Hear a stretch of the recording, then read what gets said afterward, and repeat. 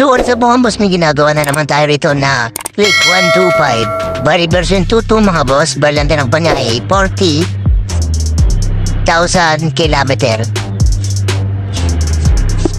So step by step hanapin natin yung sira nito mga boss. Kasi sabi sa atin ng manager natin ay papaanda rin natin, tapos ang sira daw ng motor ay fuel pump. So step by step hanapin natin kung bakit sira yung fuel pump. Bali double check lang natin kung anong sira ng fuel pump mga boss, kung anong sira ng motor na to mga boss. Stay tuned mga boss, bali ganito lang ang gagawin natin. So yan nga pala mga boss, sobrang kalawang ng tangke. So dapat pag yun yung susi nito, may uugong na yung yung fuel pump pag on nyo pa lang ng susi.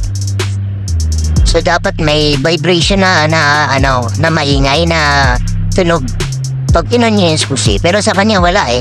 So step by step magbabakos tayo ng U-box at tatanggalin natin yung cover ng tangke mga boss. So tatanggalin natin yung fuel pump. So step by step ganito rin yung gawin natin. Check na rin yung harness, yung connection ng fuel pump, kung bakit tayo niyang mag-function.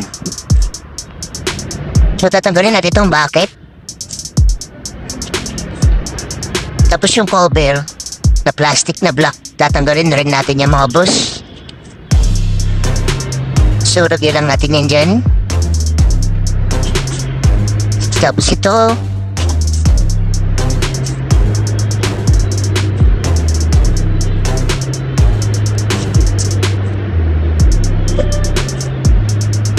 tapos pakinggan niya mga boss, walang vibration na tumutunog pag on natin ang susi, wala talaga. So ayaw niya talagang tumunog. So possible sira yan, pero syempre check muna natin kung sira talaga yan. So step by step ganito lang yung gagawin natin. So hugutin natin itong sakit ng fuel pump. So ito nga pala, apat na wire ito mga boss, positive, negative, at saka yung signal ng fuel gauge. So i-check natin dyan yung mga wire niya mga boss. So ang unahin natin i-check dyan mga boss, yung wire na yan.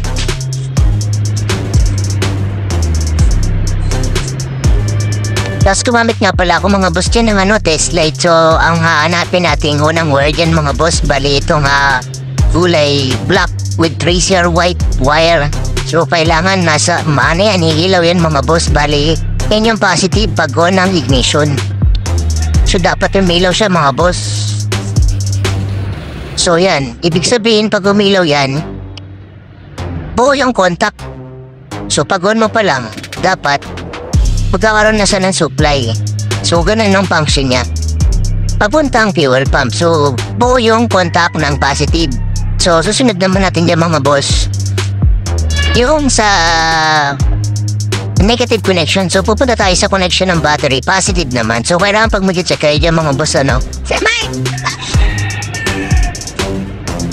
Malakas yung battery eh. So ito naman yung green tracer black wire yung natin. Check natin dyan mga boss. So kailangan kahit naka-on, nakapatay yung susi niyan, ilaw pa rin yan kasi ground yung hinahanap natin. Nakalagay nga pala tayo sa positive connection ng battery mga boss. Bari ground yung hinahanap natin. So dapat tumilaw yan mga boss. So buo yung contact niya. So walang problema rito sa harness. So ang susunod naman natin dyan mga boss, check naman natin yung mismong fuel pump motor. So gagawin natin dyan ito, tatanggalin natin to. Pabaklasin natin yung fuel pump assembly. So ito nga pala mga boss yung kulay blue, pahatak lang yan. Tapos dahan-dahanin nyo lang iikot to mga boss ha. Huwag nyo basta-basta haatakin to, kailangan mag-aang lang yung pag-atak nyo kasi pwedeng maputot to at ako, baka abono pa. Katatanggalin nga pala natin to mga boss yung 10mm bolts. Nahulog pa yung isa. Tapos ito, bali 4 lang yan mga boss. Para kung sakali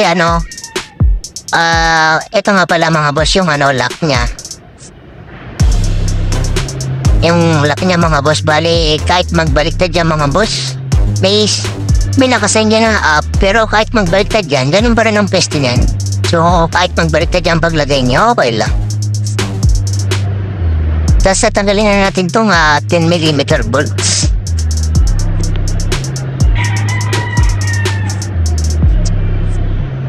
Tapos kung sakali dito nyo ilagay yung tornilyo sa bulsa para hindi mawala.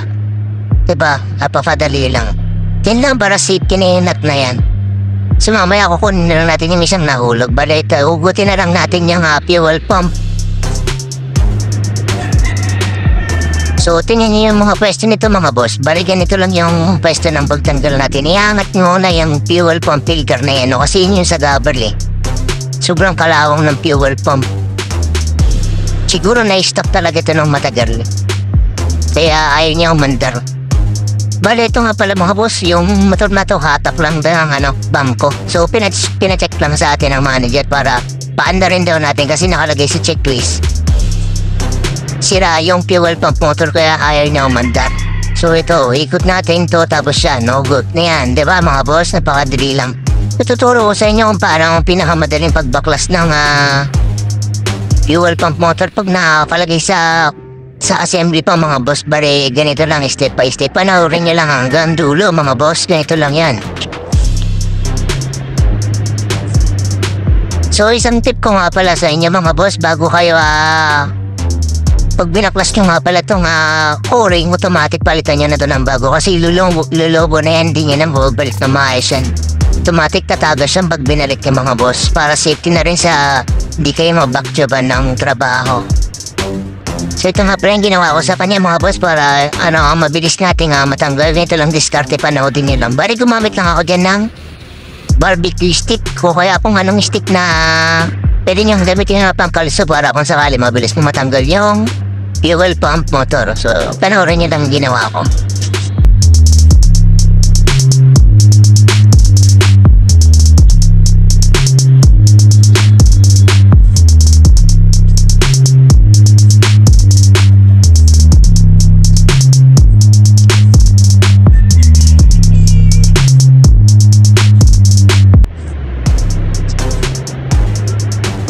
So, gamit lang kayo ng flat screw tapos hatakan nyo ng mga boss. Diba? Napakasungkit lang tapos ang bilis nyo matanggal. Diba? Ganyan ang diskarte nito. Napakadali lang.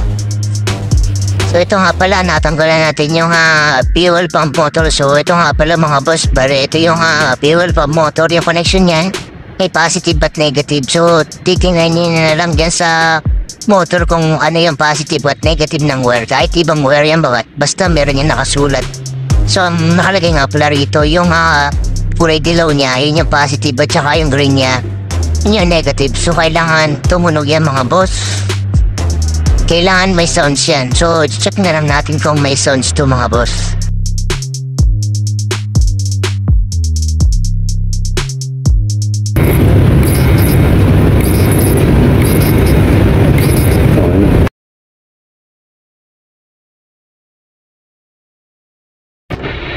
So, ganyan ang tunog ng fuel pump pagbuo. So, okay na okay yung pump, diba?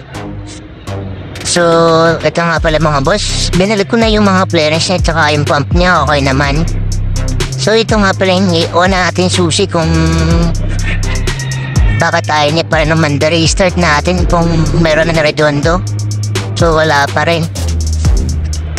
Wala pa rin ito mga boss. Bale, check na lang natin yung ECU yan kung merong ECU yan mga boss.